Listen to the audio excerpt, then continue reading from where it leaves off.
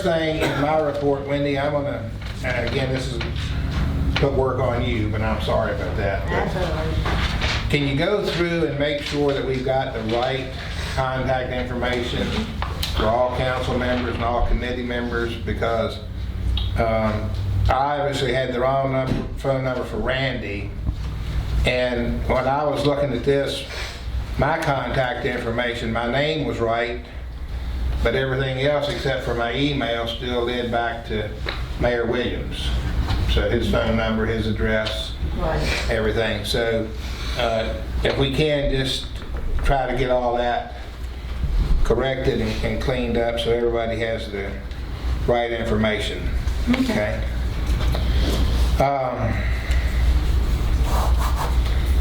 Wendy received a letter from the State Department of Elections and the county registrar. Obviously that this location is a polling place, recognized as a polling place. The 2020 March presidential primary will be held on Tuesday, March 3rd, 2020. So they're notifying us in advance that someone will be available to open the facility and allow them in to run the primary like they do on election day from here. All that means this room will be occupied by them. Town hall will be open for normal business, conducted as usual, just like always. But there will be activity here on that day, and you'll make sure that's posted. While we're talking about that, I brought this up at the work session, but I'll bring it up again. This is an election year for town council. There's 3 seats available. And tell me again who they are, Wendy. It's Ashley, Slick, and Randy. and Jimmy, and Randy, and the mayor's seat Right. is up for election. Deadline will be first part of June to get your name on the ballot for the November election. This is your opportunity to get involved, make changes to the people representing you if you're not happy with how things are being handled. And that is the best way to facilitate change, is to change the people that are representing you, if you're interested in doing so. I'm going to bring it up every meeting just so that everybody knows and is aware that it is an election year, and the seats are open for anybody who wants to rerun, seek re-election, or offer some competition for representation on those seats. The one thing that I should have done before I started any of this, and I overlooked it, we have some residents who are sick and not doing well, and I ask you to remember them. Rose Fisher, Chris's mother, is in the Bryan Center, has been for several weeks. I think she's right on the verge of getting to come home, but she's had a struggle with her problems, and so just keep her in your thoughts and prayers. And Sandy's doing better, or About the same. about the same? Is she home? Yeah. Okay, so you know anything we can help you with, all you gotta do is tell us. So, okay, Appreciate it. let her know we're thinking about her. And then even though they've moved over to the glebe in Roanoke, they've been longtime residents of the town, and that is Gary and Barbara Showalter. Both of them are having some difficulties with their health, and even though we don't see them much, they still get to come over and visit their home every so often. So keep them in your thoughts also. Is there anybody we've missed that I don't know about? Richard, you're doing really well. I've been getting good reports so far, but keep me in the prayers. Donnie, That wrong way to go. you doing all right? A little bit. Okay. Just let us know if anybody needs anything. We certainly try to help anybody we can, or if it's nothing more than just somebody going by and checking on them, we can do that. So we've got the police report for December the 11th through January the 8th. They worked a total of 52 hours. They wrote 16 citations. Chris was talking about it the other day with me, and He seems to believe that that's going to pick up as we move into spring and the weather gets a little bit warmer. They're going to be a little bit more wanting to work. Ricky, I think you've been working down here quite a bit, haven't you? Not for the past month or so. I hadn't with Okay. holidays and. Right. Well, we appreciate what you're doing, and the question was asked at the work session, since the Board of Supervisors had authorized overtime pay for deputies to work actually for the county, was that going to jeopardize our situation? And I'm assured that it is not, because when they're working overtime for the county, they're working for the whole county. And when they specifically sign up to work down here, they're specifically obligated to the town limits and writing the citations on the town code. Right. That's correct, isn't it? There's a specific code for the town of Barringay that gets written on the sons.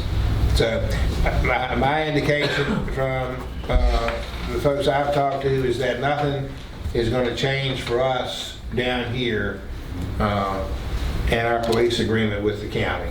So, okay.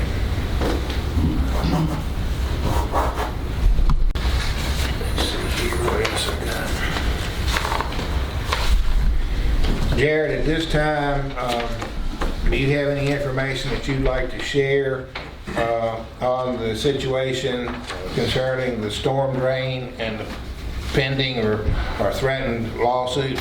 I got a letter today from the lawyer down in Norfolk that reiterated his request to share the letter that he sent for the last meeting, which you all got. Apparently he was expecting some sort of response because he reiterated that request, said he hadn't heard anything and wanted to know what our response is. So I'll probably send him something tomorrow or Monday and let him know that what the town did was allocate the money that was to be spent to fix her problem is now going to be spent potentially to fight a lawsuit.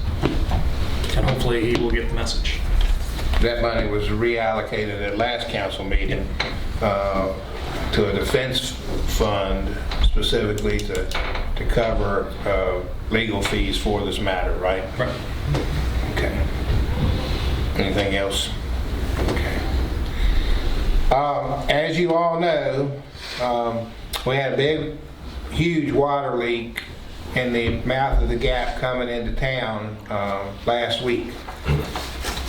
Sheriff's Department called about 7:30, said they'd gotten a call from a motorist that it was ice on the road and water everywhere, and so of course we got the town crew up there immediately, and I went on up there, and there was water coming through the pavement and around the pavement right there in front of. Well, everybody here knows that it's Ronnie Dowd's old house where Junior and them used to live, right up the hill from Calvin Griffin.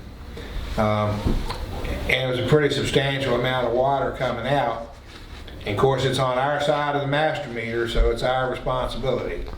Everything from the master meter into town and through town is our responsibility. So, did what we needed to do to get the water cut off and the leak stopped, and then went through the process of setting up flagging stations with the county. It was wonderful. They stepped up to the plate, provided us 4 men and flaggers and signs, and set up the work zone for us so that we could go ahead and get started immediately. That probably saved us $8,000 or $9,000 because we would have had to contract that out to either DBI or AWP on an emergency basis. And as you know, whenever you tack that word emergency onto something, the price goes up. So the county really stepped up and helped us with that. Jerry Johnson dropped everything he had going on that day and brought his equipment and his crew down here. Of course, we had our crew there. They were able to expose the ruptured line. It was an 8-inch water main coming into town, and it was broken completely in two. Now, I've talked with Jerry and I've talked with Junior about this, and we're kind of optimistic that this may have been, even though it cost us some money to get it fixed, and a huge inconvenience, may have been a blessing in disguise, because we very well may have discovered where we've been losing a tremendous amount of water for the last year. The break in the pipe was old. It was not a new break. You could tell where it had washed out. And the bad part about it is, this pipe where it broke sets right on top of the concrete drain culvert going under 220, leading into the ditch going straight to the river. So there's always spring water running through that culvert, going in that ditch to the river. So our fresh water could have been running in there and never been detected. Hopefully what's happened is the ground got hard enough that it froze, forced the water to find another soft spot to come out, and it came out around the asphalt. Too early to tell yet, but we're optimistic when they read the meters next month and we get the bill from Allegheny County for February. We're going to find that we have cut our water consumption a great amount. We were losing somewhere in the neighborhood of upwards of 300 to 400,000 gallons of water a month that we have not been being reimbursed for through our meter readings and utility bills. So I'm hoping that this is going to solve that problem. And if it does, or even if it cuts it in half, the $3,800 price tag that came with it, there's a small price to pay to get that off of us. Remember, we've been talking about this for months, and we've had everybody down here with equipment and listening devices, and they never could locate a leak. So hopefully this will take care of that situation, and we'll wait and see. Sorry for any inconveniences that it caused anybody in town. We got on it, we got the notifications out as quick as we could. Jerry, thank you for getting it on your page right away. Wendy, thank you. I called her at 7:30 that morning, and she got right on it, got it on the Facebook page, and activated the emergency call line. So we did what we could do to get everybody notified as soon as possible before we cut the water off for an extended period of time. And it was off for part of the town for most of the day. But the other side of the coin is Jerry's crew and our crew, they stayed with it all day long until they got it fixed and got it back on, and they were finishing up and leaving about 4:30 up there. And the hole was covered up, the cones were in place, everything was taken care of. And when the county left here, they had another water leak up on Horse Mountain they had to go to, and worked all night on that one. So cold weather, if it's going to happen, it will happen in cold weather. So, okay, and the last thing I've got on my report tonight is, you know that we've been talking with Chris Fisher, and Chris has been working diligently for the last month or so, and Wendy's been helping him. He designed and presented a flag to council, and we presented it to the members attending the meeting in December for approval for the town of Iron Gate to become the official town of Iron Gate flag. And we have it. Richard, will you help me here?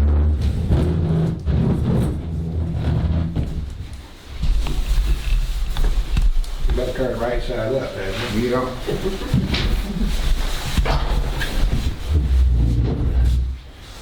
This is the official flag as adopted by Town Council in December 2019 for the town of Iron Gate. Designed and donated by Chris Fisher. Now, in addition to this flag being donated by Chris Fisher, we had 5 others. Wendy, is that right? Yes, we had 5 other people who were... Purchased flags and donated them to the town. So If we decide to put one up at the Veterans Park, we have one, and we have others for Is that a date down there? replacement. Yeah. That's the date that the town was chartered, 1890. All right, thanks. I think it's very nice looking, very outstanding job on his part. And we owe Chris a lot, because he does a lot for the town, puts a lot of effort into the town, and stands by the town. And I have a letter from him that he has written and asked me to read tonight. And it says, "To Mayor Charles Unroe and members of Town Council, I apologize for not being able to attend the Town Council meeting tonight. I'm coaching a basketball game with one of our children. I wanted to thank the Town Council and you as well for your support of the flag project. I would also like to thank Wendy and her efforts to help get this project completed. Also, thanks to each citizen that has purchased a flag." And Wendy, you know who they are. Yes. "Please accept the first flag in memory of all Iron Gate citizens who are no longer with us. There have been countless citizens in this town that have served our country, volunteered in the community, helped others in so many ways, and those who have served on town council and even some as mayor. I appreciate all that you have assisted with over the years, and especially the support on the annual Iron Gate Christmas Parade. Never forget just how fortunate we are to live in the Allegheny Highlands, and the fact that a small town life is indeed a good way of life. Please continue to pray for all those ill in the area and beyond. And community service, Christopher M. Fisher." And Chris, takes a lot of time in this letter to thank us and the people that have gone before us, and ask us to remember, as we try to do every meeting, all those who are ill or having a hard struggle. But I think that we need to return that to him and express our sincere gratitude and thanks to him, and for everything he has done, continues to do, and will continue to do for this little town as long as it's here. He loves this town. He supports this town as he does the entire Allegheny Highlands, but this is his hometown, and he stands by us. So let's give Chris a round of applause for that.